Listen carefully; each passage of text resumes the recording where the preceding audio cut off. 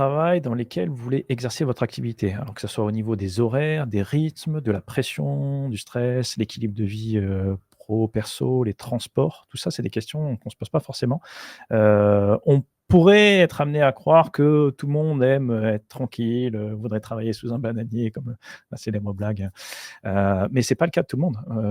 Moi, je connais quelques personnes qui aiment justement être dans cet environnement hyper dynamique. Par exemple, travailler dans un restaurant ou travailler dans un en retail justement, où il y a de temps en temps des périodes de stress et de forte influence. Eh bien, moi, j'ai beaucoup aimé ces périodes-là. Des fois, ça me manque un petit peu parce que je sens que je suis à fond à ce moment-là et puis je fais plein de choses et cetera. Après, je m'éteins comme le soir, je suis inexistant.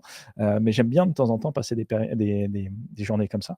Hem Et d'ailleurs, ça peut nous arriver chez Cameo, hein, lorsqu'on fait des lancements, des grosses communications, des lancements de sessions de parcours et cetera. Il y a des grosses périodes qui sont très intenses, et qui me plaisent parce que justement il y a cet engouement, et ce travail en équipe.